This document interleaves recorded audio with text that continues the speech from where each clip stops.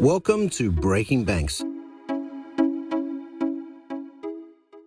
It's episode 420, and you can guess what that means. No, we're not going to be talking about cannabis banking, but we will cover something just as controversial, DeFi.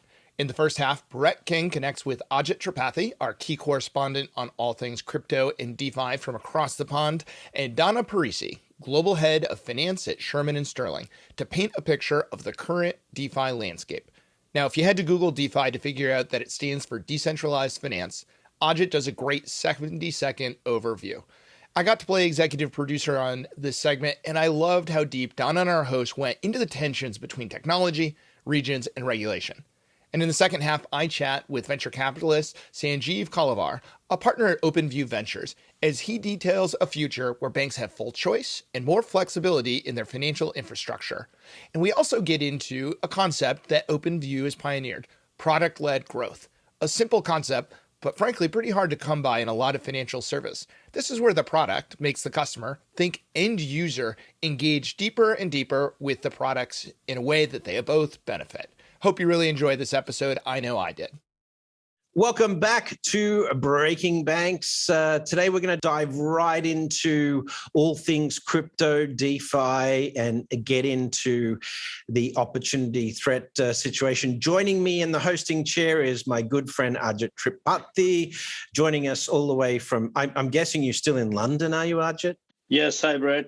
Great to see you again. London, it's cold, it's frozen, it's dark, but it's wonderful. Yeah, you didn't get Omicron yet, right? We have, I'm sure, it's no, but you personally didn't get it, right? Not that I know of. I mean... Awesome. Hey, this is an interesting conversation we're going to have today. If you don't know Ajit, he is our key correspondent on crypto and DeFi and CBDCs for Breaking Banks Europe, and he's also obviously been in the hosting chair on Breaking Banks numerous times with us. But we have joining us also Donna Parisi. She's the global head of financial services and fintech at Shearman Sterling. Did I get that pronunciation right, Donna? That's right, Shearman Sterling. Shearman Sterling, very good. So what does a global head of financial services and fintech do at Shearman Sterling? So, one of the roles is really relationship coverage for major financial institutions globally. We have a global platform and we cover our clients globally. So think that the traditional financial players like Credit Suisse, Barclays, Morgan Stanley, Citi, et cetera. And so I talk to leaders at those financial institutions, see what keeps them up at night, see what opportunities they see, and how Shearman Sterling as a law firm can help support their efforts. And clearly over the past, I would say 5 to 7 years, a lot of those conversations have been focused on fintech as a disruptor, and more recently, crypto and DeFi and what it means for traditional financial services, and as well as the, crypto ecosystem and what's on the horizon. Absolutely. Well, let's jump into DeFi. So decentralized finance. Now, Ajit, Ethereum really, the Ethereum blockchain and the smart contract stuff was the first we heard, sort of blockchain 2.0 was the first we heard about decentralized finance. But, can you give us a little bit of history in terms of when DeFi became a thing and when DeFi apps, first sort of emerged on the Ethereum blockchain? Yeah. So I think, I work for Aave. Aave is one of the best known protocols in the DeFi space. So I think Bitcoin is probably still the first example of, decentralized finance, except it does some, very simple things. It's a bearer asset, supports very, very simple applications using a scripting language. Now with Ethereum, you can build far more complex applications. You can essentially create programmable forms of, money, both fungible and non-fungible assets, which allow you to build complex financial applications for, trading, borrowing and lending, for derivatives and even on top of these things, far more complex applications, right? And DeFi really started in 2017 with MakerDAO, Aave, and some of the other automated market makers coming to market, and it's matured quite a lot in the last 4 years. And thanks to the remarkable growth of stable coins and sort of a general, willingness in the market to sort of take more risk, DeFi has grown quite exponentially over the last 2 years, from almost $1 billion in total assets to $250 billion in total, liquidity. So DeFi obviously has gained a lot of attention from, policymakers, regulators, financial institutions, and obviously, our colleagues in the legal firms around the world. And it's a tremendously exciting space for creating, on-chain automated financial and non-financial applications that are fully automated, transparent, and governed by, decentralized global internet-based communities. There you go. That's a good brain dump, Ajit. I think it sounds like you've had to use that explanation before. I do this for a living, off the tongue. Yeah, exactly. Donna, what are you seeing in terms of the primary DeFi applications that are out there? I've worked with a couple of these DeFi organizations. Yield, which is one of my favorites, actually run by a guy called Jason Corbett, who, Ajit, I'm sure you know. What are you seeing in terms of DeFi operationally that's sort of out there starting to get traction? Yeah, so I think we're going to talk a bit today about two themes that emerge, and one is the promise of DeFi and the journey of DeFi, right? So where we are right now in terms of DeFi is, as Ajit mentioned, it offers the same types of financial services that traditional finance does in terms of lending, derivatives, hopefully faster, more efficient settlement. So that's the promise of DeFi, is that we can do everything we're doing right now in traditional finance better, faster, more efficiently, less cost, and with more inclusivity. We're not there yet, right? We're still in the very early stages of the journey of DeFi. Absolutely. So I want to sort of talk about the aspirational situation, in the current reality, but in terms of DeFi more centrally, is this sort of is the US, maybe Ajit, you can answer this, is the US a real player in terms of where DeFi is happening? Or you talked about these global decentralized organizations, do they tend to be driven from offshore? Where is the DeFi movement geographically based? I think in general, we are seeing the emergence of what we call Web3, which sort of includes DeFi, but is a bigger set of, internet native applications, which are essentially governed by, internet-based communities. So these applications tend to be built by developers and contributors from around the world. US has some of the biggest applications, right? So Uniswap and Compound are both have, their teams and founders based in California for the most part. And so the US, when it comes to technology, you always get great teams and contributions from the US, but DeFi is a far less concentrated or dependent on sort of Silicon Valley than so we see great startups coming from all over the world. India has produced some remarkable startups. Aave, so our CEO is from Finland.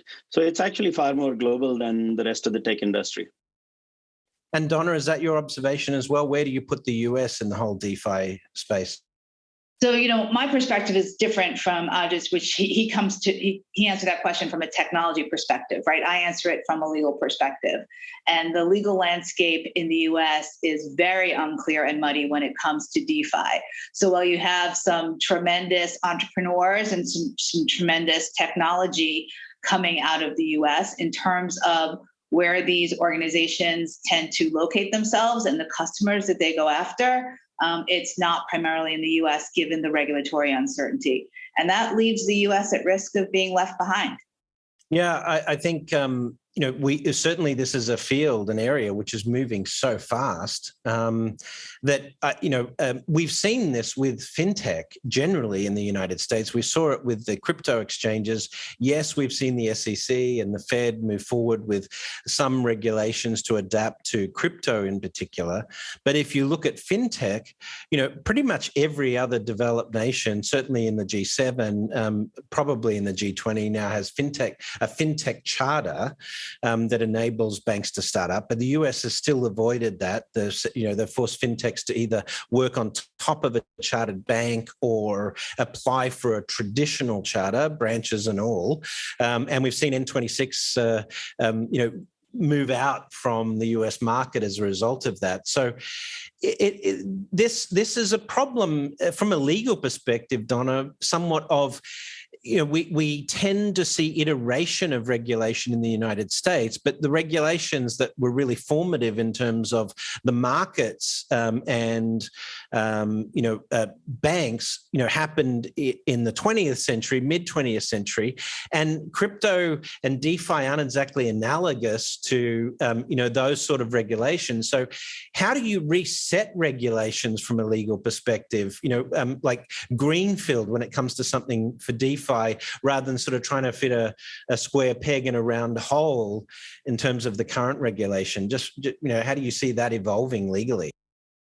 Well, it's interesting because I'm not so sure and I'm not convinced that we need to start over, right? So, and we can debate some of the statements I'm about to make, but I think arguably the US has a safe and sound banking system that has been resilient through many crises and has investor confidence. Yep, I can see Ajit making a face, right? So I prefaced it saying that we could debate each one of these points that I was about to make. So what do you have? You have investor confidence, and you've got an economy that has a very desirable client base. So in some sense, the U.S. hasn't felt the need to innovate or really shake up its traditional financial services system.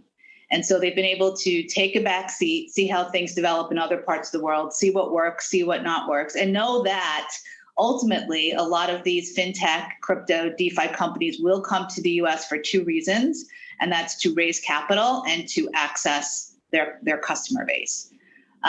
So now, from a regulator perspective, why mess with success, right? So there's not a lot of appetite to be leading the pack when it comes to innovation, certainly from a regulatory perspective. That being said, there is a lot of fear that they don't want to, the US does not want to give up what they view as a market leading position, right? There's been a lot of talk about what China's up to in this space, CBDCs, the digital yuan, right? That gets everyone in the US and government in the financial regulatory circles nervous, right? We have the dollar that is the reserve currency for now. So how are we going to maintain a safe and sound financial services and banking system, yet be innovative enough that we keep our market leading position? And that's the sort of needle that the regulators are trying to thread right now.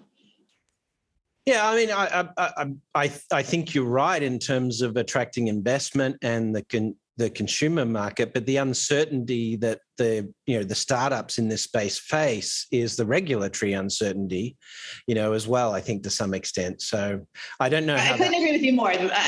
Whichever way we go, whether we're going to bend and morph the existing regulatory system to fit crypto and DeFi, or if we're going to start over, either way, we absolutely need to have more clarity and certainty. Do you think that this is a case for more globalized regulation around this rather than sort of national regulation, given that decentralized, applications tend to be more global? Ajit, what are you thinking? You were nodding your head there. 100%, right? So I think at some point, some harmonization of rules is going to be required. Now, obviously, a lot of regulation is essentially political. So, and that means domestic politics in the US, but also global, geopolitics. So, for example, China's strategic imperatives for building a central bank digital currency are completely different from what the US might do. I was on a call with the Federal Reserve yesterday and their innovation team, and I think there's a recognition that the payment systems in the US, we're still signing checks and have Fedwire. So there is quite a bit of innovation that's required in the US, and that's where the fintech charter comes in. Obviously, there is, innovator's dilemma across the board in the sense, hey, we have the world's leading capital market, so why change anything? And that's reasonable. But at the same time, technology is changing so fast, and if the US doesn't actually, at least create a do no harm type of, regulatory architecture that I think Al Gore and Bill Clinton did when I was a lot younger with the internet, then I think the US will definitely be left behind in this new Web3 space. And but you're absolutely right. I think a lot of the value of internet native money and decentralized finance will come from the truly cross-border global Web3 transactions and adoption. So yeah, we do need harmonization of rules across at least the US and Europe, if not the rest of the world. Yeah, Donna, I mean, there is that point is if you look at tech companies, obviously at the tech giants in the US, which, 9 of the 10 largest companies in the world now are tech companies. So, we're reframing regulation around these technology companies. A case in point is GDPR. GDPR, American tech companies have to comply with GDPR. And so the US has really lagged in terms of privacy regulations there and found themselves subject to European rules in respect to that. Couldn't the same happen in the DeFi space? Certainly, but you can see that happening. I'm not optimistic for cross-border harmonization of rules by consensus, right? So could it happen by being imposed with the example used with by GDPR? And yes, the US has imposed their regulation on the world through their FATCA. Right. So, but I think what's the more interesting question that needs to be answered is what should DeFi regulation look like? And there are some central issues that need to be resolved in that regard.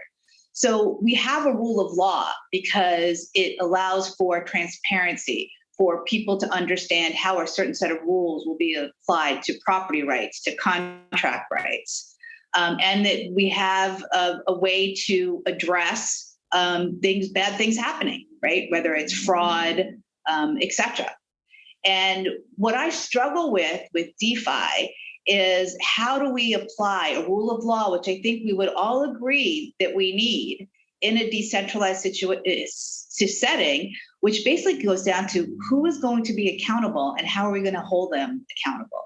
Because I do think that we need those precepts if DeFi is going to realize its potential.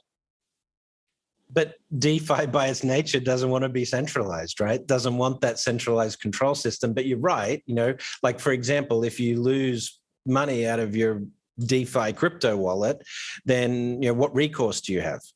From a legal perspective. So I get that. Yeah, and so we have different kinds of governance organizations, governance tokens, people voting. So, but when a protocol isn't working, needs to be fixed, doesn't meet current regulations, needs to be adapted.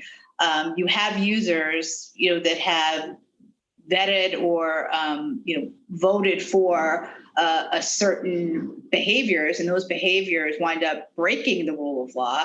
How do we hold people accountable, and how can people have confidence that a decentralized system, again, can be counted on and can be recognized, that the rules will be enforced? So those are some, really it goes back to the rule of law and first principles as to how we're going to address that in a DeFi context. And I understand that we don't want to do things the same way we've always done it, but there are some good reasons why we have rule of law. So what's the middle ground? How do we have decentralization, yet we still have the rule of law and the confidence in participants that the right thing will happen and be done when it comes to their property rights and their money and their contractual obligations?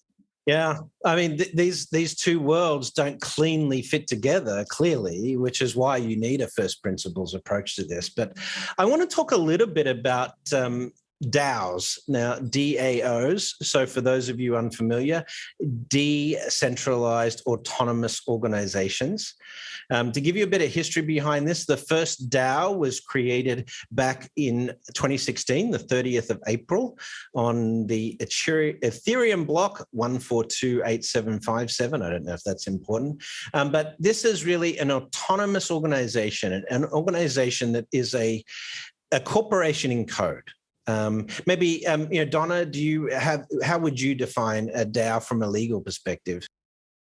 Yeah, from a legal perspective, they're most often set up as foundations.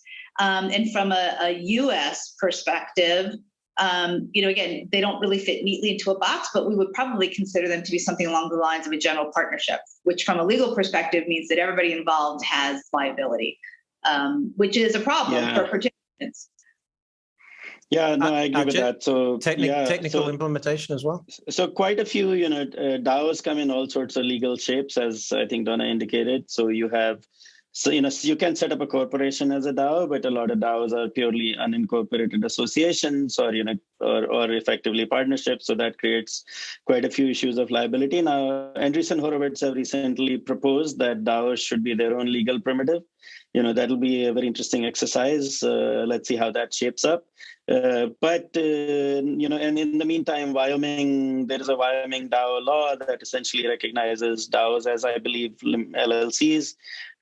So there is quite a bit of work that needs to happen here to assign liabilities. I think that's, and rights, which is kind of what Donna is pointing at. But in terms of technical implementation, Ethereum smart contracts allow any number of participants on the internet to essentially create a shared money account, so where they can hold a variety of tokens and assets. So the simplest form of a DAO is essentially a chat group with a shared, multi-sig with a shared bank account, right, held on the Ethereum blockchain.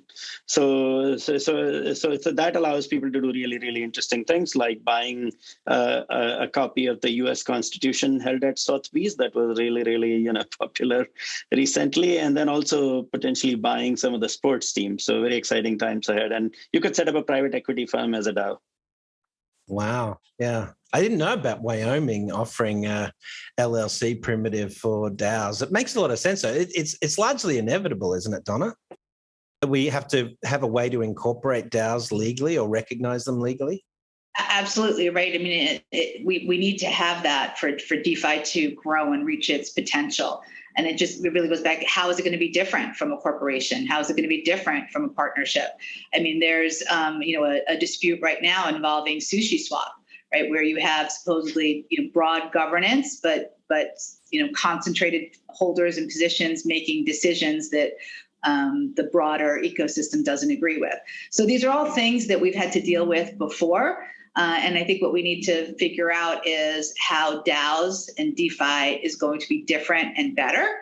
And maybe we can talk about, what's the promise of it, that it will be more efficient, that it will be more transparent, that Absolutely. It will be more inclusive, and less expensive, right? And so you mentioned the Constitution DAO, right? And there's been a lot written on how that potential transaction was really swallowed by fees. So again, we're in the beginning stages of the DeFi journey, and all of this is going to need to be sorted. But we know there's going to be more and more automation. I mean, I've recently discussed in my new book, I'm sorry to do the plug, but we talk about whether the US government could become a DAO, highly automated, in code. This is obviously over the next 30 years or so. But like just on fiduciary duty, if you've got an algorithm that's running the flow of cash and the management of assets, then what happens when something goes wrong? You don't have a CFO signing off on fiduciary responsibility there. So legally, what control do partners have that don't understand how to code that are involved in a DAO, Donna? Yeah. So again, I don't have any answers, but I will say that one way that could go is to hold the engineers and the coders responsible.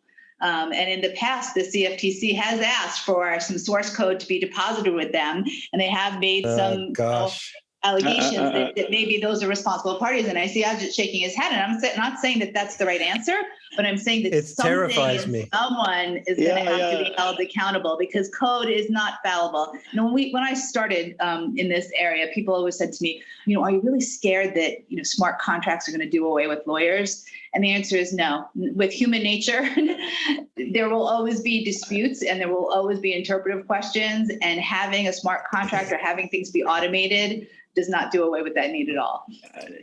I think that just to step in here to defend my fellow developer community members. So there is considerable case law in the US, from what I've been told, that essentially protects software as speech. Right. So in that question, I think that the difference between who is actually writing the software and who is operating the system built using software will come into play. And in this case, the challenge is that if you have a decentralized autonomous organization, which is essentially in charge of operating the software, operating the system that's built using the software, then how do you assign liabilities? Which is indeed something I think that needs to be solved for. But I think developers are probably not the best people, given that they're essentially it's software, it's code, it's speech. So. Well, maybe what we need autonomous regulatory DAOs that can flag when another DAO is misbehaving. I think recourse is required, right? For DeFi to scale, identity, reputation, and recourse are three essential elements of how finance works. But we are so early. I mean, in defense of the tech industry, this is year 4 of DeFi, and Netflix took about 20 years to do streaming. So give us another decade, and let's build a safe environment for innovation. I mean, it's one thing to hold a CFO responsible for the financial operations of a corporation, but to hold coders so that coders should understand laws and regulations to a point where they can code to that, I think unless we can automate that element of them understanding their regulatory concerns, I think it's a slippery slope. Listen, we've only got a few minutes left on it. What we could do to sort of finish this conversation off, and it's been a fascinating conversation, but for those corporations that you're advising, in the US, how should they be thinking about DeFi? Is it a threat? Is it an opportunity? Should they be investing heavily in this area? What's your advice to organizations looking at the DeFi space today? I think overall, it's just a tremendous opportunity. And my advice would be, make sure you dig in and you understand the opportunity, and you understand sort of the precepts to realize that opportunity. And so, again, we've talked about this in the past. We'll be talking about it for a while until it's solved. But how do you do AML KYC so that you make sure that your customers are fully vetted, right? How do you have efficient settlement? How do you deal with mistakes, right? So I think it's a tremendous opportunity, and one that's really going to be realized when we get to interoperability, which we haven't spent a lot of time on, and that's for a whole nother segment. But when we have different DeFi protocols being able to speak with each other seamlessly, that's where it will really put traditional finance on their back feet, because traditional finance doesn't do that well. So DeFi needs to find something that it does very well and better than traditional methods. And I think interoperability is the way. Let's definitely get into operability another time, because that's a whole other can of worms. Donna, thank you for joining us. Before we finish off, and Ajit, thank you. But before we wrap this up, I will just say, one case we put in the new book, Techno-Socialism, is that we could eliminate 70% of US healthcare costs if we make it a DAO. So that would be, but it would require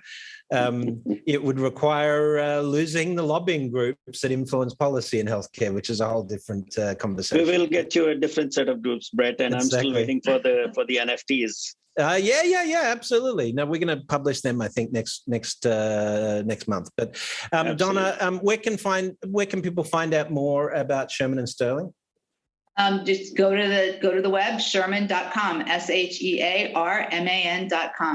And are you on Twitter, or I know you're on LinkedIn, but how do people? I am on Twitter. I am on Twitter as well. Honestly, I don't remember off the top of my head. All right. Okay. And Ajit, you're Chain Yoda at yes. Twitter, My Twitter is supremely entertaining. It's Chain Yes. Yoda, and I hang out with a lot of and good not at all employers. controversial. Yeah. No, that's absolutely not. All right, Why would anyone in crypto be controversial? So my producer tells me it's at Donna _Parisi. But you can Thank you, Jason. for your Twitter. Yeah. Thanks guys for joining us. Let's take a quick break. We'll be right back after the break with more Breaking Banks. Sanjiv, you have an interesting area of focus for someone who plays in the financial service and the fintech world and software in general. Is this emphasis on legacy businesses, right? The slow adopters, not the early adopters within this. I'm curious, why did you develop that level of emphasis in the things that you do? Yeah, great question, Jason, and thank you again for having me here. I think it happened honestly more by accident than by some scientific choice. I actually started my career as an operator. And specifically, I was GM at a little-known business called Constellation Software, which supplied back-end software to all sorts of legacy industries that you're referencing. And so, as a company, they had business units that focus on everything from software for restaurants to courthouses to marinas. My favorite is they actually had a business unit focused on software for martial arts dojos. So they had, a software package that tracked the katas and, who was on what belt, the yellow belt or the black belt or the white belt. But my specific division was construction software. So I was managing a business unit focused on software for contractors, plumbing, electrical, HVAC, as well as moving and storage companies. And so, I honestly just kind of lucked into it, where that was where I started my career building businesses for these industries that everyone had completely ignored. And so when I joined the investing world, naturally, I started to invest in the areas that I knew best. And I knew that these were really big industries that hadn't really adopted software in the past, but they had very poor technology tools available to them. And so that smelled exactly ripe for a huge opportunity to reinvent those categories. Well, and I don't know if there's anything more legacy than financial services. And it's easy to pick on the banks and say, oh, they're the laggards in adopting technology. But even the cutting edge fintech startups, at some point, they have to connect into this legacy architecture, whether it be a payment network or a core somewhere in terms of accounting.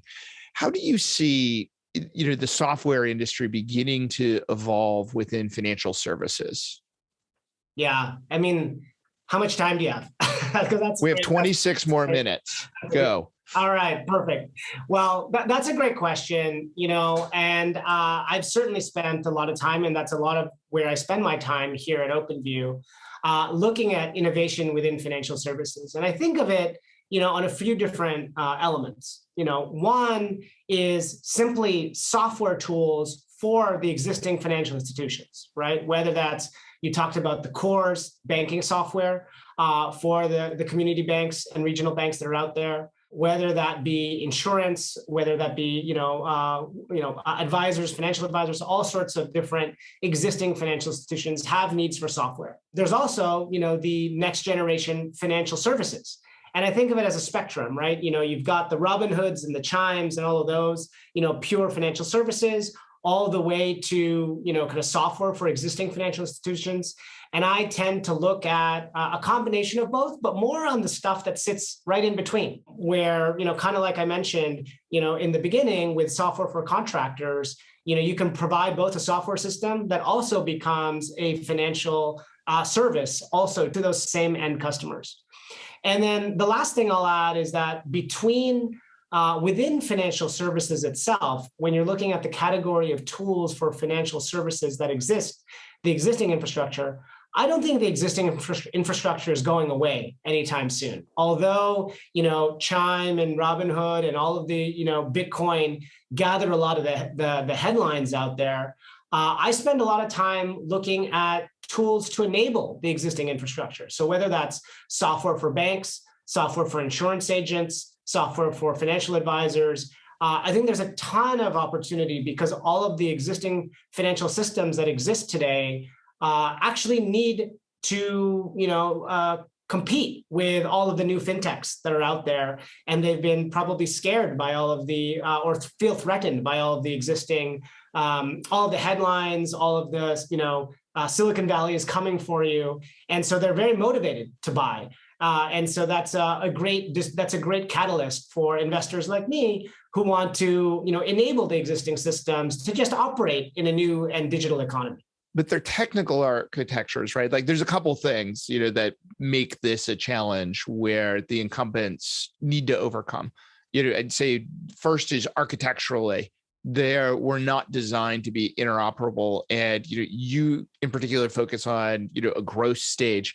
How do you find those? How do you overcome this, mentality that, whoa, it's hard. Everything is, the equivalent of kind of big iron as opposed to a SaaS world, that they live in? No, it's a great question. And, I'll take the example of core banking, because that's something that is, if you're thinking about the most antiquated of the antiquated within financial services, core banking is probably... Its core is frozen. Yeah, exactly. And I've probably spent now, I don't know, 2.5, 3 years looking for a next generation core. And I think there's probably folks who've been looking for it for even longer than that. At my prior firm, we had actually invested in several layers of banking technology. One was online banking, online and mobile banking, which clearly came and went. I then invested or helped invest in a company that was an aggregator layer in the middle between a core bank primarily at the data aggregation layer, which was a company called MX, which you might have come across. And despite looking for multiple years for a next generation core, I have not actually been able to find one that's successfully ripping out and replacing the old state architecture within these companies. And so actually what I've done more recently, and I don't think I'm sharing anything confidential, is I've been actually looking at alternatives to that. So instead of ripping and replacing your old legacy core, are there APIs or a set of products that can modernize an existing core without having to replace it? And so in this case, while I would love to find a next generation core that is out there, there's alternative ways that, the surround the core kind of strategy is one that I've been pursuing as an investment candidate. To be honest, we have not found an investment to make yet in that world, but I would certainly love to and continue to search for the right company and right partner to work with there. Yeah, that silver bullet doesn't exist, right? And so they need to find ways to adapt. Now, one of the other things that needs to evolve isn't just the technological layer, but there's how the software is actually purchased and the contract that sits with that. And you spend a lot of time analyzing the SaaS world. I'm wondering if you could overlay what you know and understand of kind of the SaaS and the evolution there. That for some on the legacy side, that software as a service, how do you see that playing out from the financial service world? Yeah, and this is a great example. I mean, and it's a great dovetail with the subject we just talked about, which is instead of investing in a legacy rip and replace core banking product, what if there are APIs that you can invest around the core that can help a bank modernize? And this is exactly a trend that I'm seeing happen in financial services, but also across a variety of other industries, where the old guard or the old method would have been to just go create a new app and build that new app so that it can replace an existing solution or workflow. Instead, what I'm finding is that APIs are now taking over, and there's a whole new set of application-specific APIs that can be used in a number of different use cases. In banking, as core banking as one example.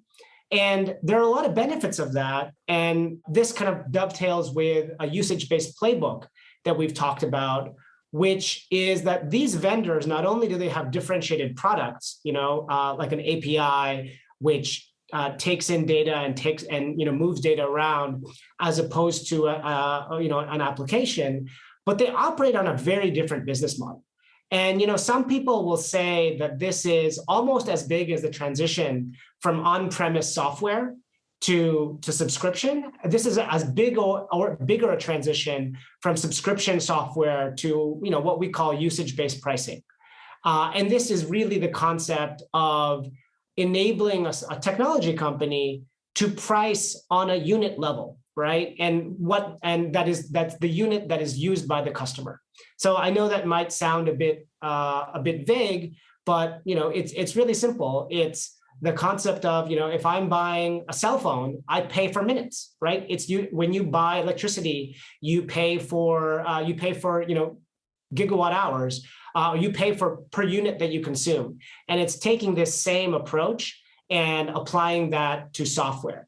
And the one thing that is different is this is very different for banking software, because as you know, a lot of banks are used to paying, tens of millions, if not sometimes hundreds of millions of dollars upfront for software that in the end might not actually end up working or fulfilling their needs. So this is actually great for the customer because it changes the dynamic between the customer and the vendor. Well, and that's, I think, one of the core elements that needs to change in how these are structured, because I'd say banks are used to paying transaction pricing. It's just that it has monthly minimums that scale over a 5-year period. So it is not transaction pricing based on usage. It's based on revenue targets from the provider. Yeah, no, exactly. There's a lot of transactional models in financial services, but they're often associated with big upfront commitments. Yes. And then once the upfront commitments are there, it's very hard. The switching costs are so high that it's very difficult to actually have a real choice. And so what we're seeing and what I'm envisioning is a future where banks actually have full choice because of open APIs, and they have the ability to provide the best consumer service or business service to their end customers because they can use a product for a second, a minute, a transaction, or anything. And effectively, these vendors become real time. And for the vendor, it's ultimately, am I delivering value every day, every second? And if I'm not, then I'm probably going to get, subsumed. Well, and one of the biggest commitments we tend to make within financial services is a long-term commitment to what the product is supposed to be. And part of that is because I'm supposed to, pay over that long-term that you talked about.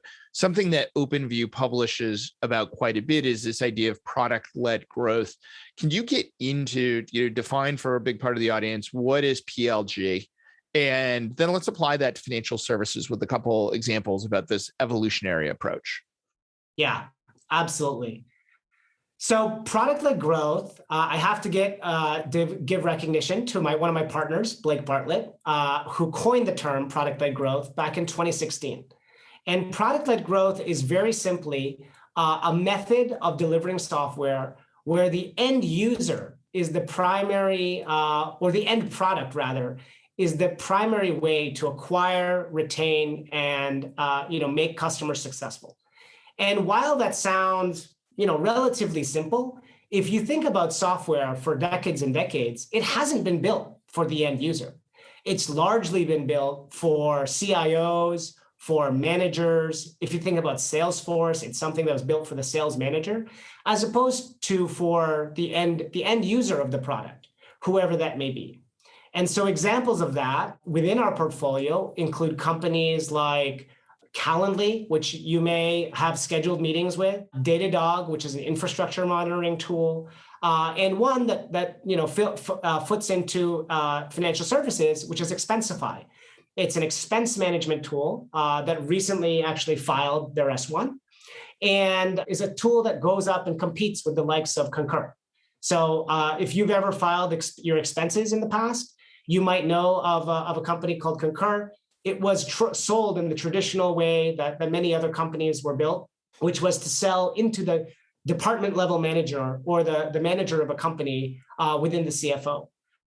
Expensify came along, and instead of selling to the CFO, sold to the individual end user. You can download Expensify from the App Store or from the website and use it yourself. And through that, the company gained a ton of bottoms-up or viral or product-led growth adoption. And that was an incredible mechanism for it to spread virally throughout a number of companies, which it did, and has been remarkably successful. And so that's an example of product-led growth applied to financial services. But there are a number of others as well. Well, as we unpack that, part of product-led growth and this idea of value before payment, a lot of that does also go back to this change of the delivery model. Is not, I start with what technology does my core have available. That determines my product set. That determines what my customers see. And it's one of the reasons that when you look at financial services, not just banks or credit unions, but even the modern equivalents of a Chime or a Robinhood, that is part of the problem, a lack of imagination of what does the checking account of the future look like, because we're so wedded to what the checking account of the past has looked like. Yeah, no, I totally agree. Yeah, and with product-led growth, it might sound like a simple model with respect to how you deliver deliver value before the paywall, and yes, that is part of it. But I think what's important is that the implications for that on how you build a company and how the customer experiences your product can be very different. For example, a lot of leading product-led growth companies, such as Calendly and others, exhibit tremendous unit economics because they don't need to hire armies of salespeople and customer success people.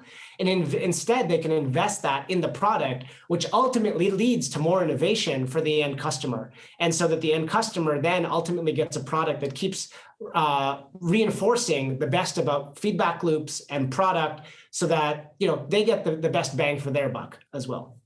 Yep. So changing gears a little bit here, I want to talk about the macro industry and environment we're in. Do you think we're in a fintech bubble right now? Oh, that is a good question. I'm going to say no.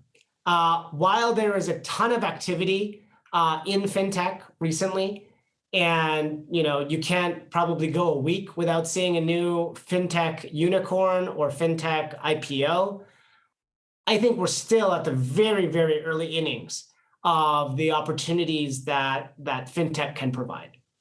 And so for that reason, I think, I liken it to, if product-led growth is at inning 3 of 9, I think we're in inning 1 of financial services and the innovation that's still to come from the industry at large. And so for that reason, I don't think it's a bubble. I think one thing, I've been a software investor for over a decade now, and the thing that I'm seeing, which is tremendously exciting, is the growing intersection of financial services and software. And so, I am keeping track, and literally all of the older companies that you never thought would be financial services companies are all of a sudden becoming financial services companies. As an example, like HubSpot recently announced a payments feature, which you're like, this is a CRM. What are they doing, like getting into financial services? Whereas you might have thought that was only for banking software or other companies like that. And now I'm seeing this across the board. And so I think the new technology company is becoming a financial service, and the new financial service is becoming software. And so it's all becoming very gray. And so, and I think that unleashes a huge amount of potential in terms of the value it can provide. So no, I don't think we're in a bubble. I think we're still in inning 1 of 9. Well, what do you think the second inning begins to look like? You hinted at the embedded finance element of this as you see tech companies becoming closer to financial services being more tech enabled. What does that next evolution look for, and what kind of big trends are you looking at? I mean, I think that's it right there, right? Is just that intersection. But I think we're still so early in that adoption, and you could look at things like, you see the big tech players, Apple, Microsoft, Google are obviously making that. But in the future, I think that's going to happen, far and wide. Ultimately, whoever owns the customer, I think, has the best opportunity to be the banking and the financial service provider for that customer. One thing that I'm very excited about is just, vertical software providers. So as we started off talking about, things like software for construction. I mean, if you think about a software vendor that provides software to plumbers or maintenance people or construction companies. Actually, those software vendors know the most about those companies than any other organization. And if you think, what is the purpose of a bank? It's to know your customer, right? Literally KYC, Yep. And then provide lending relationships to them. And so those software vendors have the opportunity to become, kind of the community banks catered around industry groups that, harken back to like the farming and agricultural groups of like the 1800s, which just hasn't been around. So it's for the last, 50 years. But I see that as being a tremendous trend, and being able to provide very localized and much more applicable services than your bulge bracket bank from from one of the top 100. Well, I mean, there's something to be said about the customer proximity, where that proximity used to be delivered because I needed to physically go into a branch. There's a proximity in the vertical SaaS world to say, I understand your needs and I can develop things, that I wouldn't be able to get elsewhere, right? That aren't meaningful. The bulge bracket is going to provide something useful, but don't mean to be diminutive to them, but it's going to become more generic, right? It's the equivalent of, do you buy a GM or do you start with a Tesla, right? And eventually they may all get there. As it seems every feature becomes mainstream at some point, but where that starts. So maybe that's where we're going to end up in inning 3. Curious about your thoughts there. Yeah, and totally. And back to I totally agree with that. And that that's the next phase. I think also, I think of it as, you have all of these constituents, basically employees, customers, partners that interact with a business. All of the money flows that are coming in and out of, let's say, a plumbing shop, have the opportunity to be reinvented by that software vendor. Because they're the one that owns that primary relationship. And and to make it very tangible, I'm thinking about a very simple example that I actually was working with over the last couple weeks. An example that I came across was a company that provided software, to moving companies. And one of the very simple innovations that was created was that the movers were able to increase their tips significantly because people didn't have to pay the tip in cash. That people could pay the tip with a credit card. And if you're doing a cross-country move, $4,000 or $5,000, you probably don't have $500-$700 in cash laying around. But if the company does a great job and offers you the ability to pay by credit card, maybe you don't mind adding $200, $300, $400, $500 on top. And so not only for the end customer, but also their end employees, who are, kind of the backbone of the industry and who don't often get paid, super well, relative to a lot of the technology jobs and others that we're seeing. This type of technology can be a huge boon for them, and really, be a meaningful force for, kind of working people who just, are trying to get by. So I think it's not only it's a great business, but also, tremendously valuable to the end user, which is very much in spirit, as I talked about with product-led growth. And keep in mind, if you are doing a cross-country move, you probably do not know where the nearest ATM is if you're going to get cash, for them, right? This idea of embedded in the experience, element of it. I'm curious, as we close this out, where do you go for your media consumption? What is kind of the go-to, either people you read, books that have been impactful, or blogs, other than Breaking Banks, of course? Oh, of course, Breaking Banks, number one. I'm reading a lot of Medium these days. There's a surprising amount of creators that just not necessarily. I don't necessarily call them creators, but I guess I just did use that term. But folks who are, publishing really great content. I think we saw this with the whole, Wall Street Bets. There's very insightful analysis that's put out there by people who are relatively unknown and not, major media outlets. I'm also reading, The Economist is a favorite of mine, just to kind of see what's happening around the world. And then I also do, have like a number of podcasts from, different venture, like the 20-Minute VC, Acquired, others that are also high on the list. Fantastic. Well, one of my favorite pieces to go to is actually OpenView as a creator of content and the way you leverage the stories and learnings from your portfolio companies. So everyone should actually go check out OpenView's content as well. Thanks for joining, Sanjiv, and sharing your thoughts on where financial services is going as we're just getting, into the exciting innings of the game. Awesome. Thank you, Jason. Thanks so much for having me. That's it for this week. If you like the show, make sure to give us a 5-star rating on your favorite podcast platform, or share it with a friend, or share it on social media.